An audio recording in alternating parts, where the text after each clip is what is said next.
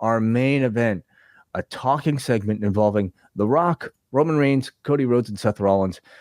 Earlier in the night, we should also mention that The Rock released now what seems to be a weekly occurrence, an 11-minute promo on social media from the Mesquite Rodeo Arena in Dallas. Did you get a chance to watch this? No, I'm aware that it's there, but I haven't watched it. So I managed to watch it in 2x. People got mad at me for watching this. How could you watch such glory in 2x? I happened to fit this in during the Rock's and Roman Reigns entrance. So this was a good time to catch up on it. Basically, The Rock said Cody and Seth shit the bed, using diarrhea to respond to the biggest challenge of all time. They waited specifically until the Raw was off the air, and Raw kept teasing Seth Rollins for, I guess, cutting a promo in the dark segment after Raw went off the air. He says you waited until Raw was off the air when it was safe, and that's when Seth said The Rock was full of shit. The Rock says he's not full of shit. Half the country wants The Rock to run for president. He is the most followed American man in the world. And it's not because he's full of shit. It's because he tells the truth.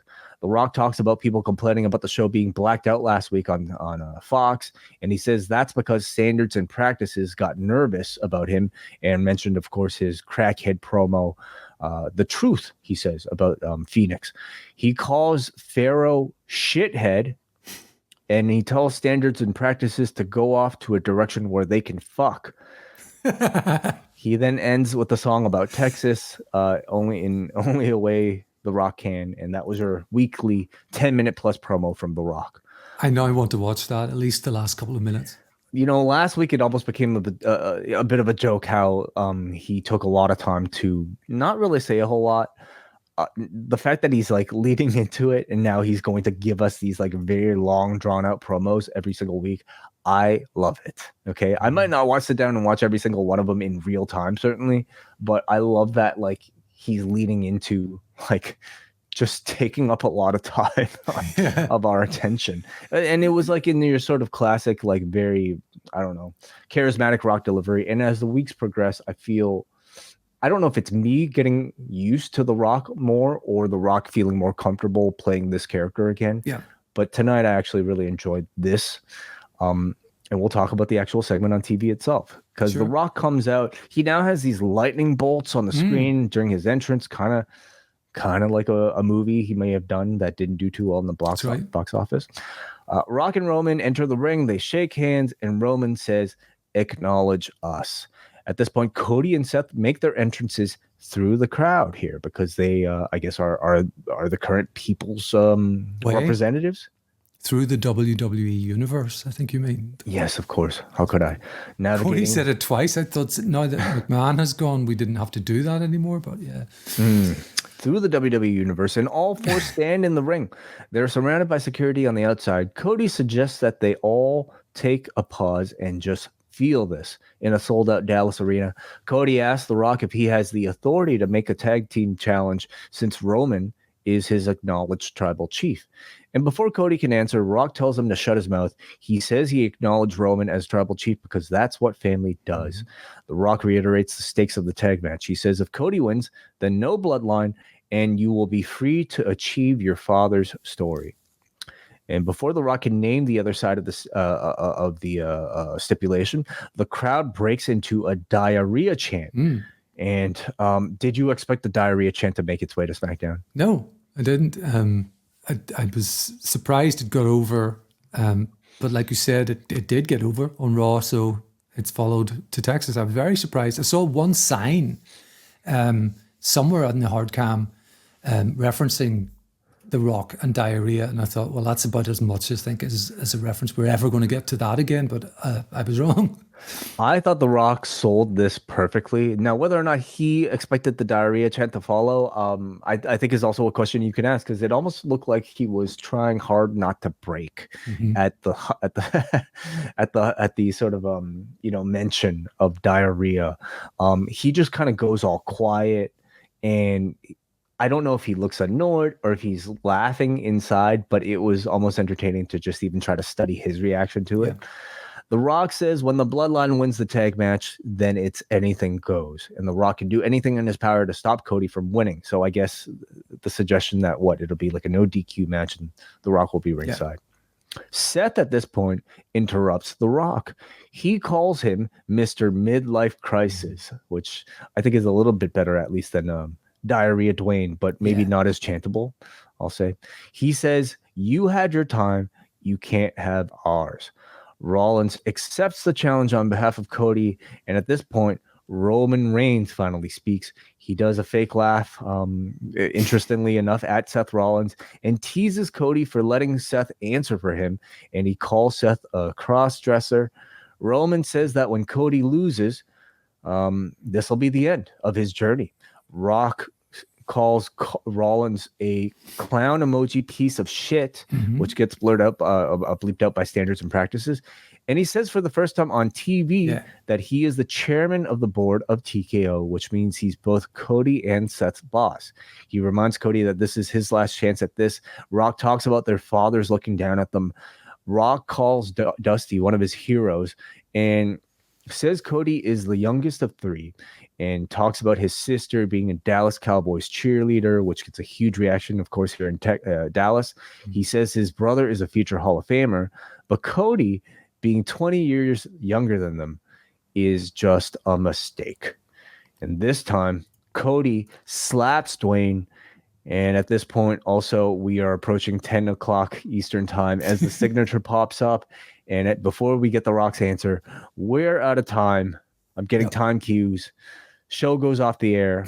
And maybe a reminder of why Rock segments usually start the show. But what did you think, Neil, about all of this? It was very entertaining. I also found it entertaining that they ran out of time. It over here it felt like they were going to a break, and I thought, oh, it must be an overrun. And then I remembered there's no possibility of an overrun on Fox. So no, that's it. They really did just have to cut away. It was. I guess the interactions were good. I liked The Rock bringing in the TKO, being on the board of TKO and saying, I'm your boss. What was your reaction to it? It sounds like you're kind of like, having trouble finding your words. I am a little. I was trying to think of where Roman really fitted into all of this. Like was he even there? Was what I was asking. Like he is blurring so much into the background here that it's either intentional or it's something to be concerned about. Sure, that's what I'm trying to feel my way towards. He's the one holding the belt. He's the one who's got the big prize. He's the one that Cody has to get past to finish the story, and yet I think his sole thing was acknowledge us instead of acknowledge me at the beginning, and then he said something like, "You're going to let him answer for you? You must be an idiot. Must be from Texas or something like this." This is the weakest bit of heel sort of heat, and that was it. That's I suppose where I was groping to is the criticism of this is not enough for Roman. I thought Rollins really stepped up here. Like Rollins feels like he was never really meant to be a part of. Like of all four people, he has the least to do with this entire story of the bloodline versus Cody Rhodes, right? Yet Rollins is taking every bit of airtime that's afforded to him as a result of this feud, and he's stepping up and he's almost taking the spotlight. He's putting himself right in front of Dwayne Johnson, the biggest movie star in the world, and he's feeling like a rival. Like Rollins has had strong mic work, I think, pretty consistently throughout this entire thing. Tonight, I thought he probably had the best line of anybody, saying, "You had your time, you can't have ours," which is a perfect criticism of part-timer coming in, taking the spotlight, right? Yeah. So Rollins has done really well here. Rock, I really enjoyed tonight. I mean, again, I don't know if it's simply just me getting more used to him or him just simply getting better at this role, but the interaction of hearing him finally speak and having a mic like battle with both Rollins and with Cody, like it was a lot of fun. It was highly entertaining. Yeah. Now Roman, man, it's just he's just a bad fit. Like simply looking at this picture, you have The Rock dressed in his however much it costs to make a vest like this, and you have Roman wearing a hoodie and sneakers. Now I'm a fan of hoodie and sneakers, okay, but when you're standing next to Dwayne Johnson, you end up looking like such an average person, average Joe, if you will. Yeah. And it's that plus like when you're comparing the two on the mic, we've all enjoyed Roman fine. At least I have. I've enjoyed Roman fine Yeah. on the microphone these past 2-3 years in this Same. character. But being next to The Rock, being in the same segment as The Rock, the gulf in charisma feels so wide. And when you finally had Roman speak up tonight, it just sounded so amateurish compared to the very natural delivery you get from Dwayne Johnson. Now they're very different characters, and as I think somebody I was listening to recently, I think on the NWA podcast, they pointed it out. Rollins and Cody have managed to survive like the sort of charisma vacuum of a Dwayne Johnson because they just are great sounding as themselves. Roman hasn't survived. Roman hasn't found like what makes him work and hasn't really used it to, I think, his advantage against Dwayne. He just has felt like a forgotten piece of this entire puzzle to me. Yeah. I think Sami Zayn talked about this as long ago as a year when he and Kevin, won the tag titles at WrestleMania, that this is a really good era for baby faces compared to maybe 5 years and more back.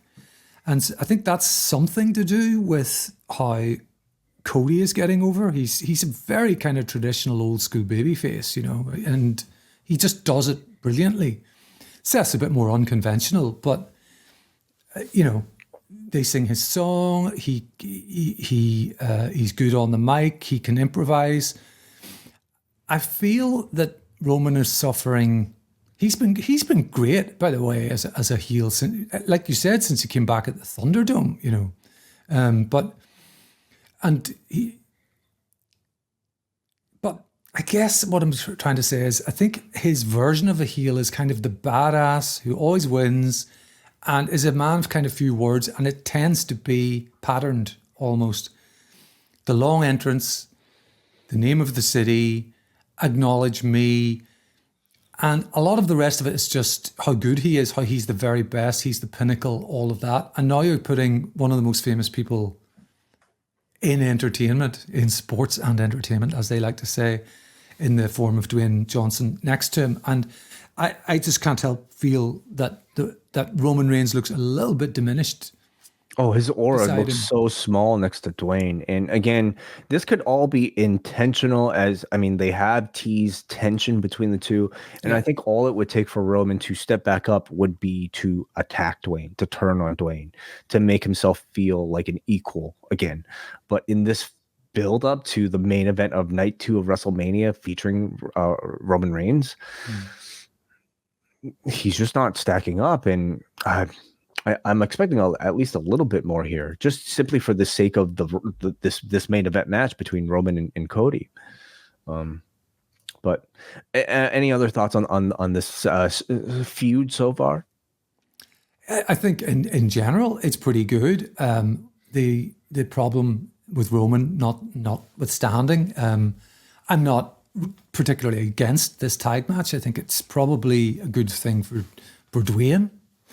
I have been concerned all along about, the potential for injury. I mean, it's happened so many times, and how many years are we since his last proper match? So I'm sure he's in good training and, doing all the sort of flexibility work and all the rest of it that he would need to do. But I think a tag is probably going to work better for him. So I don't hate that match, certainly. It's just the fact that it's going to be the main event or thereabouts of the first night. And then we've got to all get back on board with, assuming things go the way we think, with Cody versus Reigns one-on-one. I think that's a bit of a climb from one night to the next. The Rock will be gone. But or maybe he won't.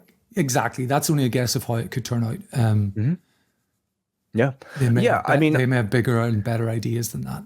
I think this finish might actually make this stipulation might make the finish of that tag team match a bit tougher to guess, because I can see on the one hand them wanting to advertise, hey, it's going to be a clean match, Cody versus Roman Reigns.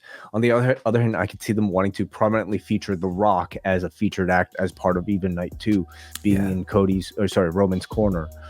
So we'll see where they go.